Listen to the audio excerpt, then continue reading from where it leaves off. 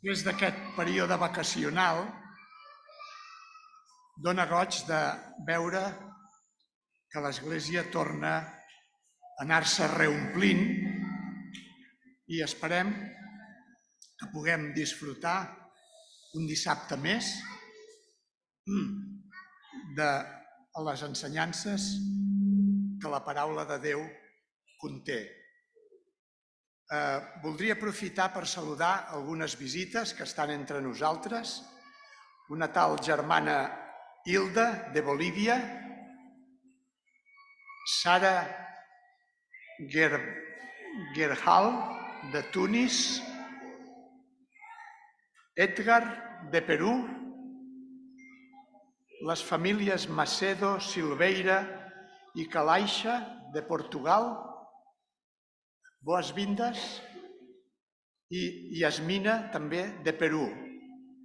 A tots ells desitgem que es trobin a gust entre nosaltres i amb la reflexió sobre la paraula de Déu.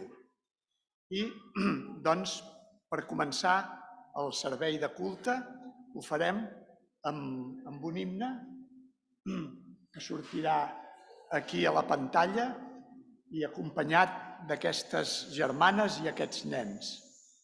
Endavant.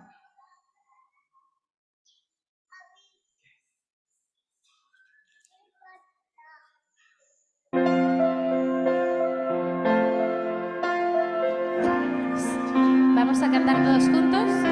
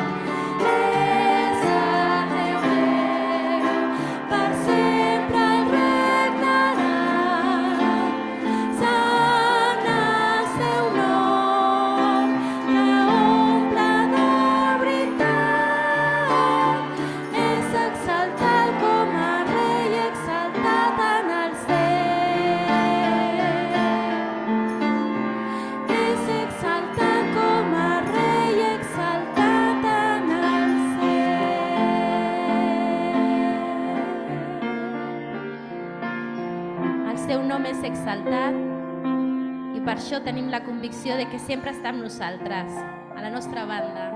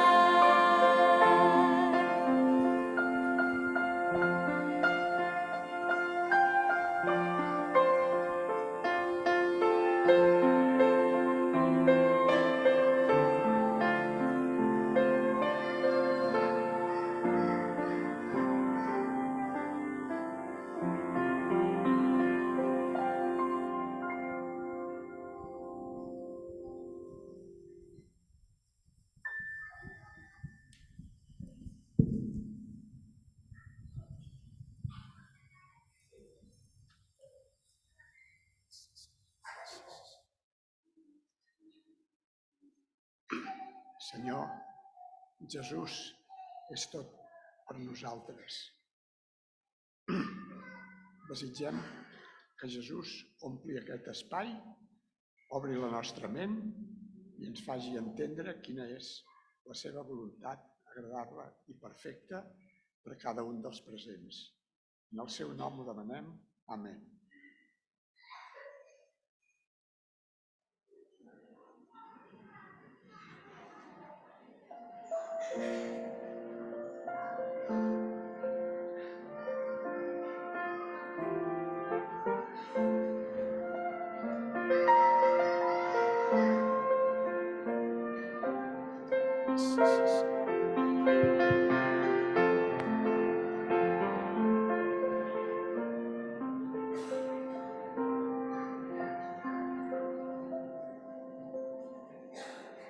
Bueno, niños,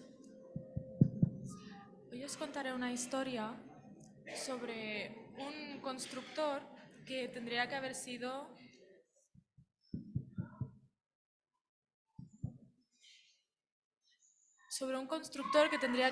un poquito más sabio de lo que fue.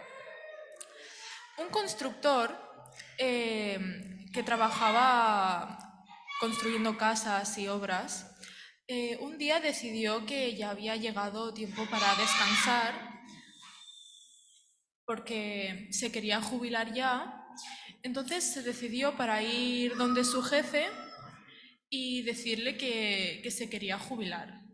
¿Qué pasa? Que el jefe le dijo, bueno, está bien, pero antes de jubilarte quiero que hagas una última obra como un favor personal. Entonces, el obrero, no con muchas ganas, pero decidió hacerle ese favor a su jefe y empezó a construir la casa. A esa casa no le puso muchas ganas como a las anteriores obras. La construyó con materiales más baratos, no hizo detalles bonitos. Más que nada, no le importaba si esa casa dentro de unos cuantos años se caía, porque él ya se iba a jubilar, ¿qué más le daba?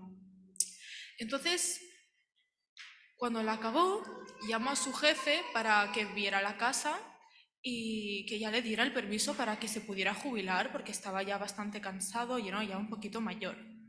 Entonces el jefe entró a la casa, se dio una vuelta, miró la casa, no dijo nada sobre el aspecto que tenía la casa.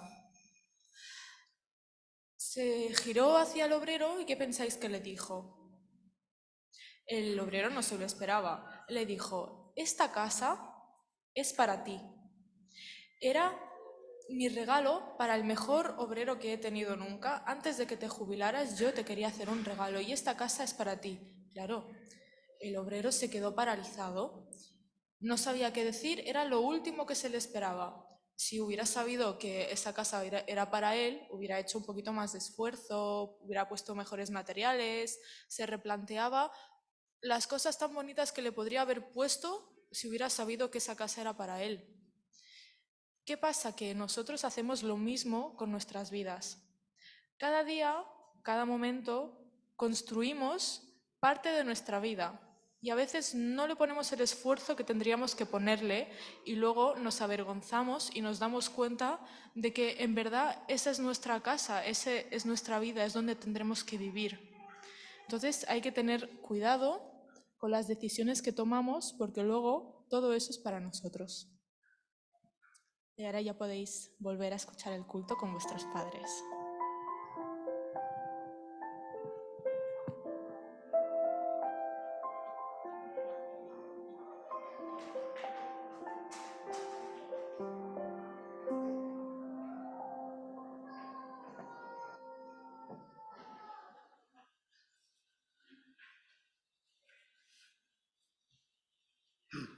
Aquest relat que acabem d'escoltar crec que té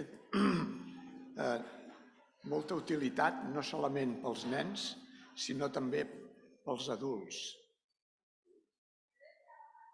La importància de ser curosos en els elements, sobretot espirituals, amb els quals anem construint el nostre caràcter, anem construint la nostra, podríem dir, casa espiritual, tant la pròpia com la del conjunt de la comunitat. Avui,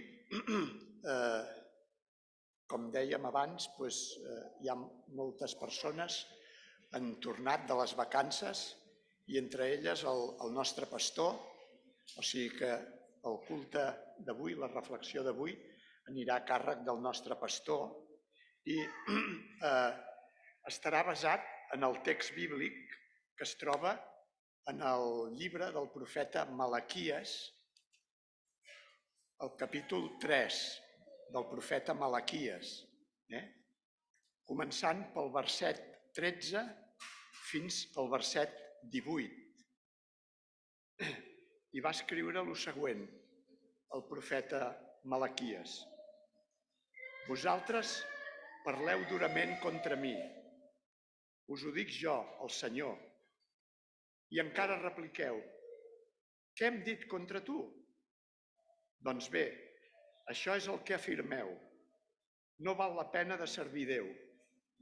Què n'hem tret d'observar el que ell manava i de lamentar-nos davant el Senyor de l'univers? Nosaltres més aviat tenim per feliços els insolents, els qui fan el mal, prosperen i fins els qui posen Déu a prova s'escapen del seu càstig. Però llavors els qui creuen en el Senyor s'ho han parlat entre ells. El Senyor els ha escoltat i ha sentit què deien.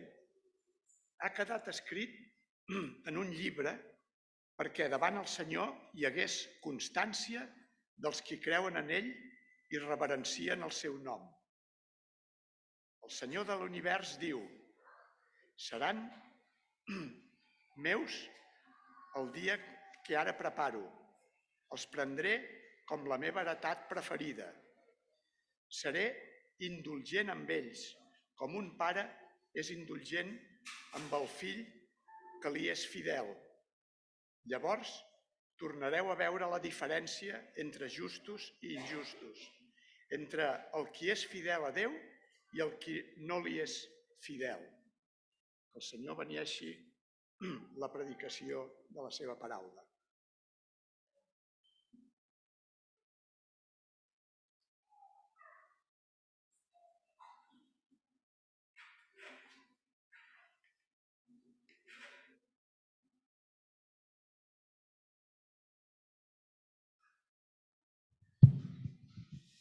Feliz sábado, queridos hermanos. Es un privilegio volver a estar en la casa de Dios y poder ver vuestros rostros. Os he echado de menos, Espero que un poquito también vosotros.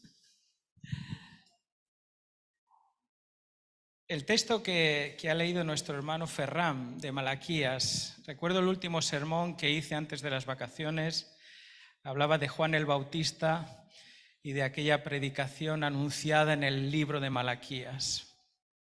Y hoy quiero hablaros de Malaquías y de su mensaje, porque es un mensaje poderoso, casi que parece una revelación, una descripción real de nuestro mundo cotidiano, dice el texto que hemos leído. Parece que la gente que no tiene temor de Dios, que no considera nada espiritual en su vida, parece que le va bien, que prospera, incluso, dice el texto, parece que escapan del castigo de Dios. Pero llegará un día, dice el Señor, que vosotros seréis capaces de discernir correctamente entre el bueno y el que sirve y el injusto y el que no sirve a Dios. El libro de Malaquías fue escrito después de uno de los periodos más tristes de la experiencia del pueblo de Israel, a causa de su disolución y su abandono de Dios, fueron exiliados. Y después de 70 años de exilio, en ayuda de Esdras y de Nehemías, regresan a la tierra que Dios les había prometido. Pero después de su regreso parece que algunos todavía no se contentan con que Dios les haya traído de vuelta a su hogar. Parece que se han olvidado de la compasión de Dios y de la misericordia que Él ha tenido, y muchos de esos israelitas que regresaron a Babilonia no quisieron seguir obedeciendo a Dios de la misma manera que lo habían hecho anteriormente sus padres. Así que Dios tiene que enviar un profeta, que no sabemos mucho de Malaquías, salvo que su nombre significa mensaje o mensajero. Dios escoge una persona para llevarle 6 mensajes a aquellos que habían regresado del exilio. Básicamente el libro de Malaquías se divide en 6 sermones o 6 apelaciones que hace el profeta a su pueblo. Uno, porque el pueblo ha repudiado el amor de Dios, porque a pesar de que Dios ha sido benévolo y bueno con ellos, el pueblo no reconoce las buenas acciones de Dios en su vida. 2, porque niegan a darle a Dios lo que se merece y retienen beneficios para su propia vida. 3, porque rechazan la fidelidad de Dios para con ellos. 4, no saben discernir lo que es justo y lo que es injusto. 5, roban a Dios, a las riquezas de Dios. Y el 6, no son capaces de comprender la gracia maravillosa de Dios. Y creo que estos 6 apelaciones también son para nosotros en nuestro tiempo. Puede parecer que este pueblo no era capaz de reconocer a su Dios después de haber pasado incluso por el peor momento de su historia, y pensamos que son personas que no tenían quizás muchas ganas de seguir a Dios. Pero la realidad es que a ti y a mí nos sucede esto constantemente. Vemos la poderosa mano de Dios en nuestra vida y aún así no siempre estamos dispuestos a dar el 100%, como si Dios se da en 100% por nosotros. Básicamente el mensaje de Malaquías a Israel es: necesito que vuestra espiritualidad, que vuestra adoración sea más real. Sea más real. Porque aunque conocéis la fórmula, porque habían traído los levitas, habían reconstruido el templo, aunque conocían la fórmula, si leéis el texto de Malaquías, no lo estaban haciendo nada bien. Estaban ofreciendo corderos ciegos, animales enfermos, cuando el texto nos apuntaba a un Salvador sin ningún defecto. Quizás uno de los grandes problemas de Israel es que puede caer en la rutina, y caer en la rutina te lleva a reproducir actos sin sentido, y nuestra adoración se convierte en un ritual. Y Malaquías llama al pueblo, igual que llama a su iglesia hoy, a tener una adoración real. ¿Cuán real es tu adoración con Dios? ¿Cuán real es tu adoración con Dios? ¿Sabéis? Un día Jesús tenía que hacer un viaje. Israel tenía un problema con los samaritanos, motivo del exilio. Los samaritanos habían sido aquellos judíos que se habían quedado y que se habían mezclado con otras tribus paganas, y por ser mestizos, los judíos no tenían trato con ellos salvo comerciar y poco más. Si era posible, evitaban la región de Samaria para no pasar por ese lugar. Pero Jesús decidió pasar un día por este lugar. Y se paró en un pozo no por casualidad, sino porque Dios siempre provoca encuentros que traen salvación a las personas. Y allí se encuentra con una mujer samaritana en el pozo. Y aquella mujer le hace una pregunta muy interesante, que quizás es la misma pregunta que nos hacemos nosotros muchas veces cuando nuestra adoración, y cuando digo adoración no lo limito solamente al canto, ¿vale? Porque pensamos que adoración es cantar, pero adoración es todo lo que envuelve mi relación con Dios. ¿Sí? Mis ofrendas, mi oración, mi tiempo, mis prioridades, todo eso es adoración. Ella estaba preocupada por la forma correcta donde se adoraba de manera correcta a Dios. Y le pregunta a Jesús esa pregunta interesante: ¿cuál es la fórmula correcta? ¿La que usáis en Jerusalén o la que usamos nosotros en el monte Gerizim? Y Jesús hace una revelación muy interesante. Está en Juan 4:24. Dios es espíritu. Y esta es la primera revelación que hace Jesús a una samaritana. Dios es espíritu.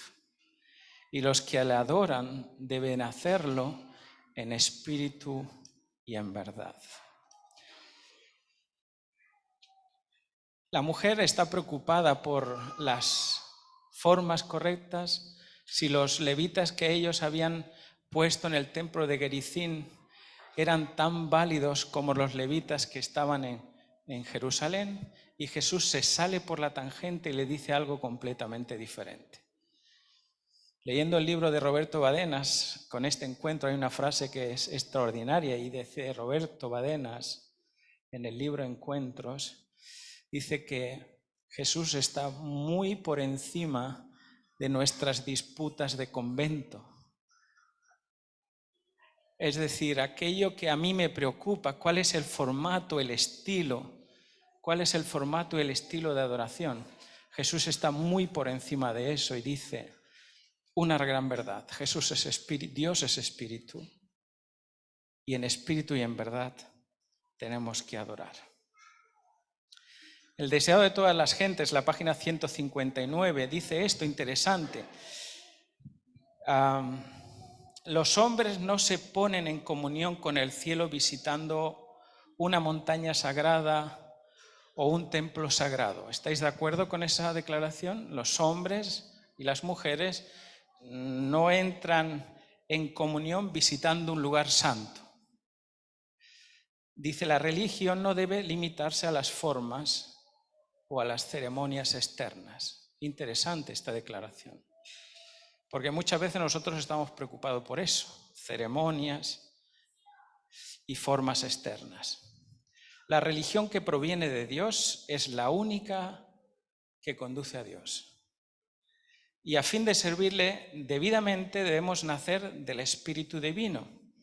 Esto purifica el corazón, renueva la mente y nos da una nueva capacidad para conocer y amar a Dios. Y cuando hace eso, nos inspira una obediencia voluntaria a todos sus requerimientos. Tal es el verdadero culto, dice, es el fruto de la obra del Espíritu Santo.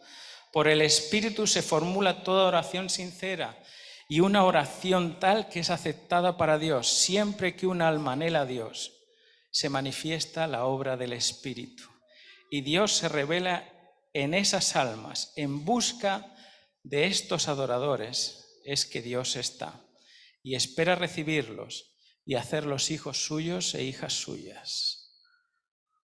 Así que, hermanos, cada acción, cada gesto, cada esfuerzo o cada propensión o inclinación que yo tenga a Dios, dice Elena White, ha sido movida, formulada, orquestada por el Espíritu en mi vida. Porque el Espíritu entiende las cosas espirituales y la carne entiende las cosas carnales. Cuando la mujer samaritana preguntó por la forma correcta, Jesús fue más allá de su razonamiento y se centró en el corazón del adorador. Más allá de la forma, en el corazón del adorador. Y es interesante porque al corazón solamente puede acceder Dios. Tú y yo no podemos acceder al corazón, pero al corazón solamente puede acceder Dios. Y es importante entender la reacción que hace Jesús y Elena White en cuanto a la adoración y la obediencia. Porque dice que toda adoración conduce a obediencia, produce obediencia. Y la produce porque es la acción del Espíritu Santo moviéndose dentro de nuestro corazón. Jesús nos declara que nuestra adoración tiene que ser más real, y lo es cuando nosotros somos movidos a guardar sus mandamientos y a servir a los demás. Pero ¿será que los mandamientos, que guardar los mandamientos por sí solos nos pueden llevar a una adoración real? Los actos sin el corazón, que es lo que Dios mira, no tiene ninguna condición de salvación. Con relación a Caín y Abel, Dios dice, Dios miró el corazón de Caín y después su ofrenda y fue inaceptada. Encontré esta cita en El deseado de todas las gentes, la página 443, que me llamó mucho la atención. Dice, pero los cristianos de las generaciones pasadas observaban el domingo creyendo que guardaban así el día de descanso bíblico. Y ahora hay verdaderos cristianos, dicen todas las iglesias, sin exceptuar la Iglesia Católica Romana, que cree honradamente que el domingo es el día de reposo individual, divinamente instituido por Dios. Y esta frase me llamó mucho la atención. Dice, Dios acepta su sinceridad de propósito y su integridad. Y me llamó mucho la atención ese texto. ¿Por qué si la adoración conduce a la obediencia de los mandamientos, la adoración real, ¿por qué Dios acepta la adoración de aquellos que no guardan sus mandamientos? Evidentemente, ella sigue la cita diciendo, pero cuando la observancia del domingo sea impuesta por ley y que el mundo sea ilustrado respecto a la obligación del verdadero día de descanso, entonces quien transgreda el mandamiento de Dios para obedecer un precepto que no tiene mayor autoridad que la de Roma, honrará con ello al papado por encima de Dios.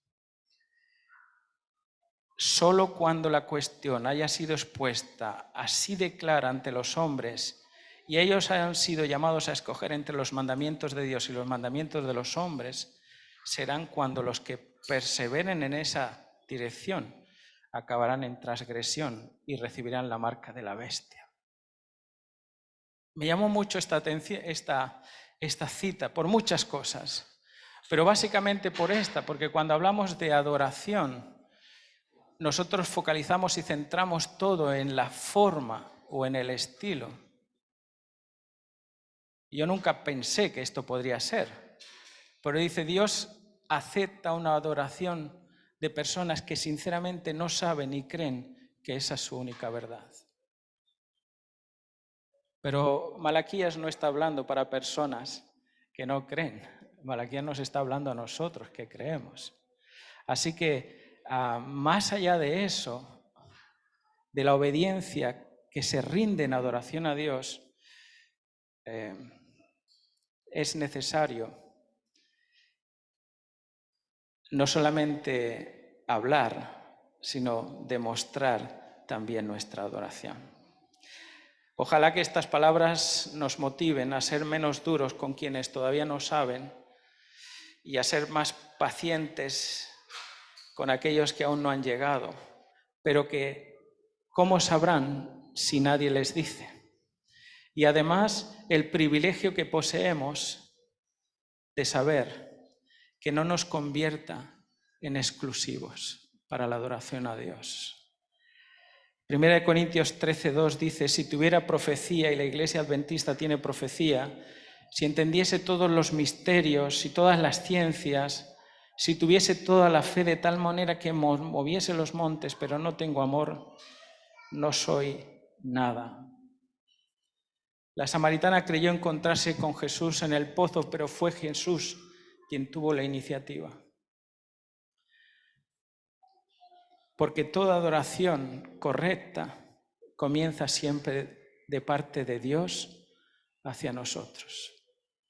No soy yo que inicio una adoración a Dios, sino que Dios propicia la adoración de sus hijos.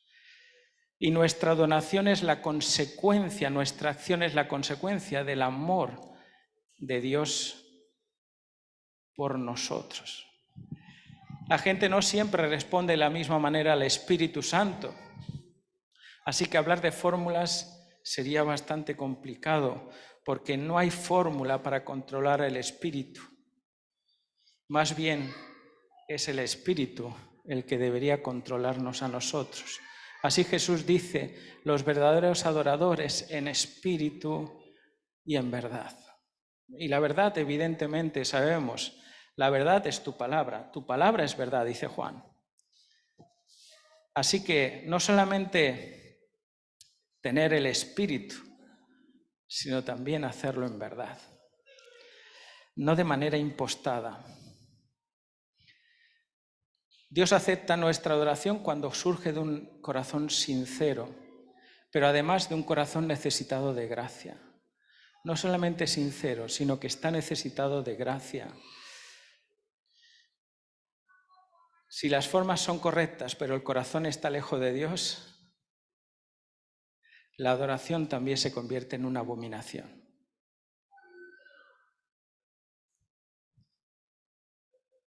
Dice Isaías 1, del 11 al 18, dice así: ¿Para qué me sirve, dice Jehová, la multitud de sacrificios? Hastiado estoy de holocausto de carneros, de grasas de animales gordos. No quiero la sangre de los bueyes, ni de las ovejas, ni de los machos cabríos. ¿Quién pide esto de vuestra mano cuando venís a presentarlo de mí para pisotear mis atrios? No me traigáis más vana ofrenda. El incienso me es abominación. La luna nueva, el sábado y la convocación de asamblea, no lo puedo sufrir. Son iniquidad vuestras fiestas solemnes. Mi alma aborrece vuestras lunas nuevas y vuestras fiestas. Estoy cansado de soportarlas, dice el versículo 15. Cuando extendáis, vuestras manos, yo esconderé mi rostro. Asimismo, cuando multipliquéis la oración, yo no oiré. Llenas están de sangre vuestras manos. Limpiaos, lavaos, quitad la iniquidad de vuestras obras delante de mis ojos y dejad de hacer lo malo, dice. Aprended a hacer el bien, buscad el derecho, socorred al agraviado, hacer justicia al huérfano, amparad a la viuda, y venid luego, dice Jehová, y estemos a cuentas, y aunque vuestros pecados sean rojos como la grana, como la nieve serán emblanquecidos, y aunque sean rojos como el carmesí, vendrán a ser como blanca lana. La adoración sin el corazón es una abominación. Las formas sin el espíritu no llegan más arriba del techo de nuestra iglesia. ¿Qué clase de adoración le estás dando con tu vida a Dios? ¿Estás simplemente preocupándote por las formas que se ven o por lo que mora dentro de tu corazón? Dice Isaías 29:13, este pueblo se acerca a mí con su boca y con sus labios me honra, pero su corazón está lejos de mí. Y su temor de mí no es más que un mandamiento de hombres que les ha sido enseñado. Qué triste este texto, qué triste, ¿verdad? Simplemente hacer cosas porque nos han enseñado que esa es la forma que se tiene que hacer, pero el corazón lejos del Señor de esta obra. Hoy, igual que la mujer samaritana, a veces nos seguimos preguntando por las formas correctas, el estilo correcto, cuando deberíamos centrarnos en las palabras del maestro del pozo. La hora viene y la hora es cuando los verdaderos adoradores en espíritu y en verdad me adorarán. Arthur Burns fue un hombre de considerable importancia desde 1965 a 1982. Él fue presidente de la Reserva Federal, fue embajador de Alemania Occidental y asesor también del presidente Eisenhower. Y desde Eisenhower hasta Reagan, este hombre fue asesor. Este hombre era judío y en la Casa Blanca tienen la costumbre de reunirse y comenzar con un devocional, porque es una nación profundamente creyente. Y semana tras semana, cada vez que acababan el devocional, le pedían a alguien orar y Barr pues no quería orar porque él era judío. Así que respetaron esa idea suya hasta que llegó una nueva incorporación a la Casa Blanca y le tocó dirigir la matutina, y cuando acabó le pidió a Barr que hiciese la oración. Él no sabía que él era judío, así que ellos estaban expectantes para saber qué haría este hombre. Así que él se acercó, cogió la mano de los compañeros, hizo esta oración. Señor, oro para que traigas a los judíos a conocer a Jesucristo. Oro para que traigas a los musulmanes a conocer a Jesucristo. Y finalmente, Señor, oro para que traigas a los cristianos a conocer a Jesucristo. No solo conocerlo y practicar los rituales que celebran. No solo para enamorarse de sus enseñanzas y seguirlas, sino para conocerlo. Esa fue su oración. Y me pregunto, ¿será que tú y yo conocemos a Jesús de verdad? ¿O estamos enamorados de sus enseñanzas, estamos enseñados de sus fórmulas, pero ¿será que Jesús sigue siendo un desconocido en nuestras vidas? No es una oración muy descabellada. Oro para que los creyentes cristianos crean en Jesús. Crean que Jesús tiene poder en sus vidas para cambiar, para mudar, para hacerlos mejores de lo que han sido hasta ahora. Quizás el año pasado, y empezamos un ejercicio prácticamente nuevo de eclesiástico, y quizás uno hace muchos planes y promesas con Dios y se quedaron ahí en el tintero, muchas de ellas. Quizás no lograste los objetivos que tenías ni para tu trabajo, ni para tu familia, ni espiritualmente quizás. Y eso que has seguido fórmulas, te has propuesto hacer el año bíblico y quizás te has quedado perdido en alguno de esos libros del Antiguo Testamento.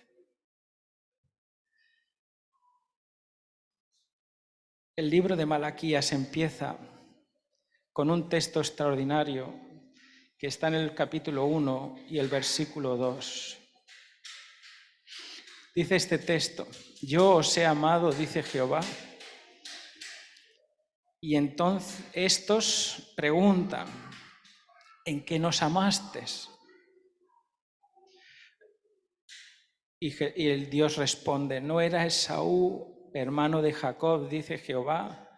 Y amé a Jacob y a Esaú aborrecí, y convertí sus montes en desolación y abandoné su heredad como para los chacales del desierto.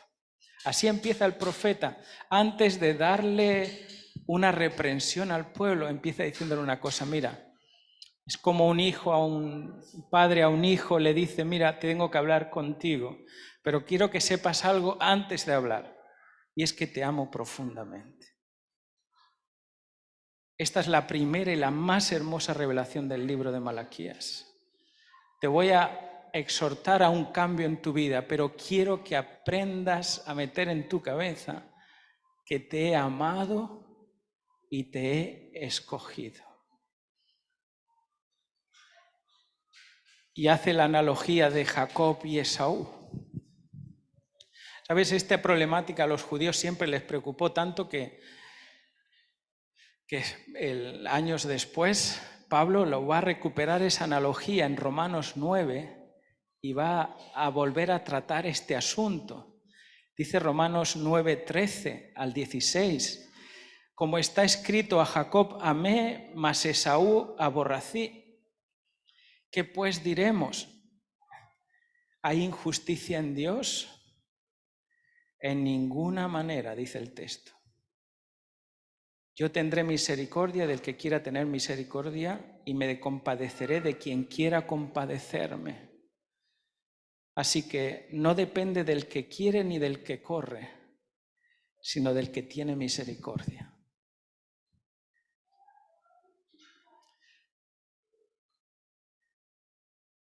Sigue diciendo más adelante el versículo 30 al 33 del capítulo 9 de Romanos. ¿Qué significa esto? Dice. ¿Qué significa que Dios no es injusto porque a pesar de que ellos no habían hecho nada, ni Jacob ni Esaú, en el vientre de su madre, Dios escogió sin que hicieran cosas? ¿Cómo es posible eso? ¿No es eso injusto? ¿No es injusto que sin hacer las cosas Dios tenga preferencia por alguien? Y entonces él les dice este texto: yo tendré misericordia de quien quiero tenerlo. Y no es el que corre ni el que quiere, es el que puede dar misericordia el que lo hace. Y si Dios quiere tener misericordia con quien yo considero que no se la merece, yo no soy juez ni habilitado en ningún momento para cuestionar lo que Dios hace. ¿Qué significa esto? Sigue preguntando. Dice, aunque los gentiles que no trataban de seguir las normas de Dios fueron hechos justos a los hijos de Dios, y eso sucedió por medio de la fe. Pero los hijos de Israel, que se esforzaron por cumplir la ley para llegar a ser justos ante Dios, no lo lograron. Y pregunta, ¿por qué no? Porque trataban de hacerse justos ante Dios por cumplir la ley, en lugar de confiar en Él. Tropezaron con la gran piedra que está en su camino. Dios advirtió en las Escrituras diciendo, pongo en Jerusalén una piedra que hace tropezar a muchos, una roca que hace caer, pero a todo aquel que en Él confíe no será avergonzado. El problema de Israel, igual que el nuestro, es que por un tiempo llegamos a pensar que podemos ser autosuficientes sin Dios en nuestras vidas, que podemos gestionar simplemente con las fórmulas, que podemos gestionar nuestra adoración a Dios. No estoy haciendo nada malo, no robo, no miento, ofrendo, vengo a la iglesia, estudio la escuela sabática, y pensamos que estas fórmulas nos van a dar mérito para llegar a la salvación. Dice Romanos, los gentiles que no se esforzaban, pero que por fe aceptaron, lo lograron. Y el pueblo que se esforzaba no lo logró. ¿Y por qué? Porque ellos no confiaban en Dios, confiaban en sus propios esfuerzos. Israel confió en sus propios esfuerzos y se acabó en el exilio. Y ahora que tienen la oportunidad de reconstruir algo nuevo, parece que repiten los pecados de los padres igualmente en sus vidas. La autosuficiencia es un pecado directamente proveniente de Satanás. Satanás se creyó autosuficiente y por eso se independizó de Dios y se hizo autónomo, tuvo su propia ley en vez de la ley de Dios. Pero nosotros solamente rendimos verdadera adoración a Dios cuando encontramos sintonía con la voluntad de Dios y nuestras vidas. Dice Malaquías 3:18, volveos y discerniréis la diferencia entre el justo y el malo, entre el que sirve a Dios y el que no sirve a Dios. Y el paralelismo es claro, el justo sirve y el malo no sirve. Así que la adoración real es la adoración de corazón que pone toda la confianza en Jesús y no en sus propias obras, no en las fórmulas, sino en la acción del Espíritu que te va a revelar la forma en la que tú te vas a relacionar con Dios. Pero si una adoración no produce servicio, no es verdadera adoración. Lucas 4:18. Jesús nos va a repetir, nos va a declarar esta gran verdad cuando habla a Satanás y le dice: escrito está, al Señor tu Dios adorarás y solo a Él servirás. Sabéis que el fruto esencial de la adoración es el servicio. Ese es el fruto esencial de la adoración. Dios no concibe una práctica de adoración que no acabe en servicio a los demás. Tú puedes seguir todas las fórmulas que quieras, puedes guardarlo todo perfectamente, pero si no acaba en un servicio a los demás, no es verdadera adoración. Es fácil salir de la iglesia después de un servicio de culto y olvidarnos de Gálatas 5:13, que dice: servíos con amor los unos a los otros. Es muy fácil olvidarse de eso. Es muy fácil discutir por lo que pasa aquí en la plataforma y obviamos lo que hacemos con el que está a nuestro lado. Lamentablemente muchos salen del culto y salimos para adorar o ocupar nuestro corazón de otros dioses. Y en la mayoría de los casos no son dioses de madera ni de piedra, tienen otra naturaleza. Son preferencias, son gustos, son posiciones que ocupan y absorben todo el tiempo que debería ocupar y absorber Dios en nuestra vida.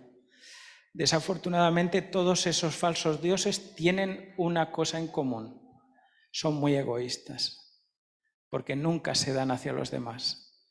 Esos falsos dioses siempre quieren para él y no para los demás, pero la verdadera adoración se derrama en servicio.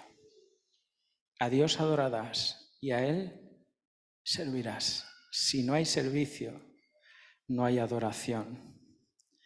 Malaquías además nos proyecta hacia ese día grande que tendremos que dar cuentas a Dios y señala la importancia del servicio.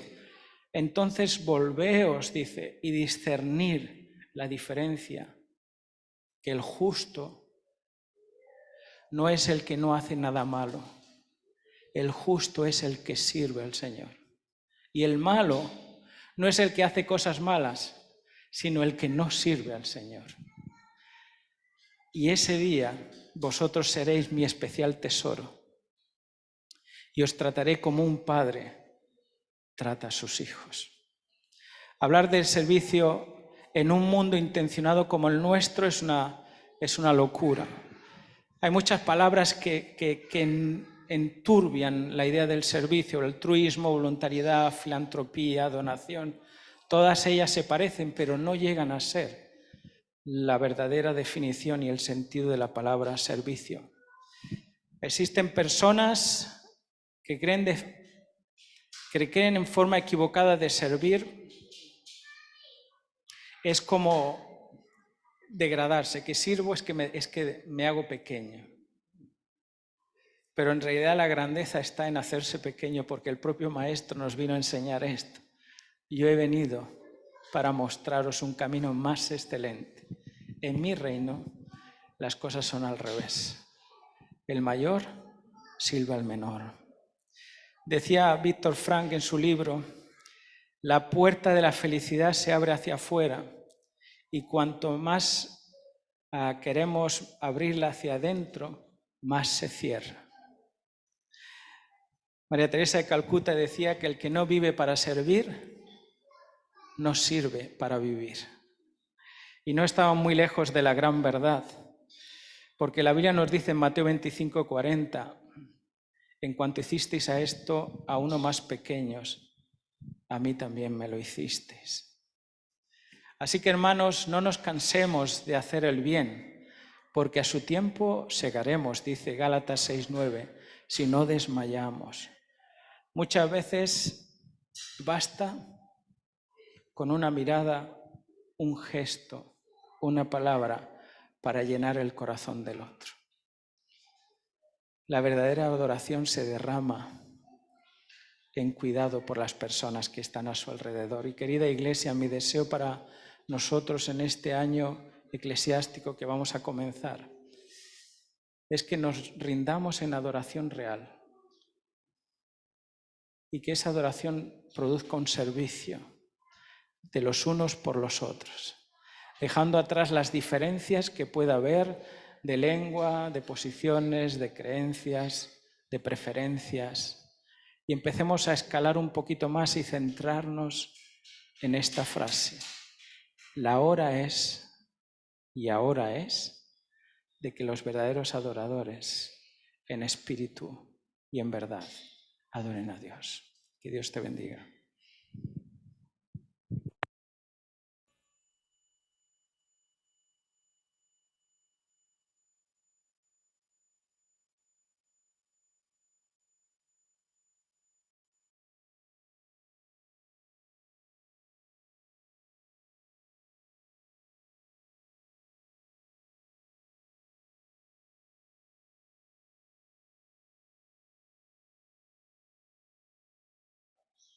Invitem els diaques a recollir les ofrenes i els delmes.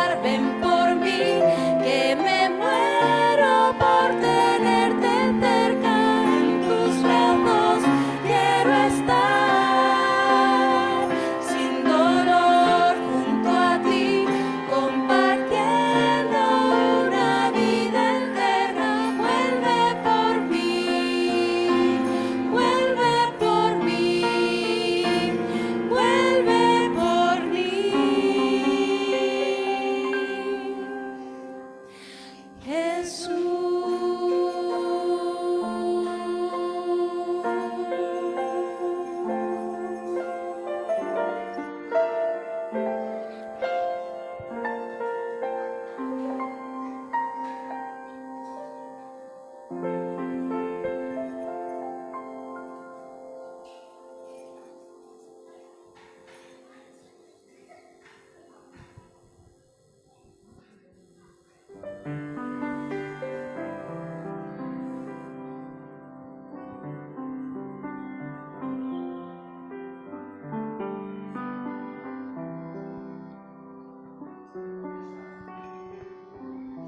cantar juntos ahora este himno después del río. Nos vamos a poner en pie y cantaremos junto al grupo de adoración.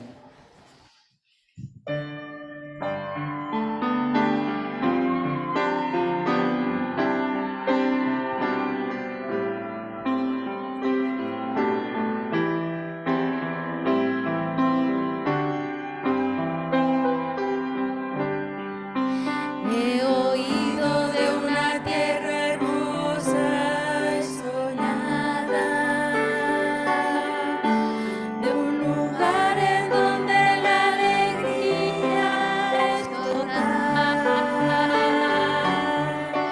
Con mis ojos la diviso no muy distante, mis oídos escuchando música están. Lanzadora es la vida aquí de este lado, y mis brazos casi ya no pueden remar. Agotados y heridos por tantos días, necesito encontrar el puerto de amor. Después del río existe un lugar para mí.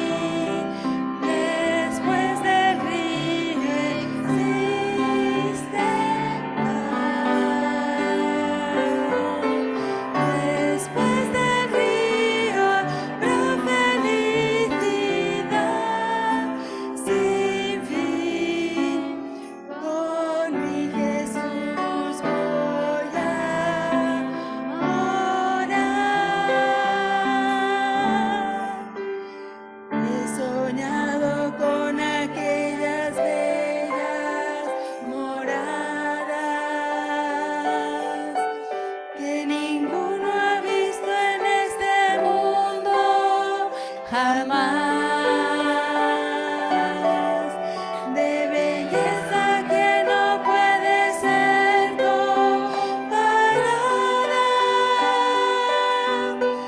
Necesito se encuentra allí, mucho más hermoso que el sol al ponerse, o el reflejo del rocío en una flor. Es aquel encuentro para los redimidos, pues valió la pena que luchar y vencer. Después del río existe un lugar para mí. Después del río existe paz. Después del río habrá felicidad sin fin. Con mi Jesús voy a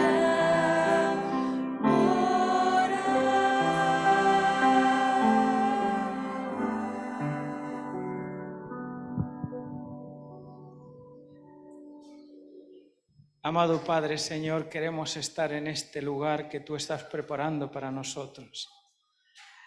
Mientras estamos aquí esperando, luchando, remando por llegar a ese otro lado, Señor, queremos pedirte que nos ayudes, Señor, como iglesia a tener una adoración más real, que produzca servicio hacia los demás, Señor. Bendice de manera especial la iglesia de Urgel, Señor. Y entregamos nuestras vidas, Señor, pidiendo perdón por nuestras faltas y poniéndote en el lugar que te mereces hoy en nuestras vidas. Guíanos ahora y siempre, en el nombre de Jesús.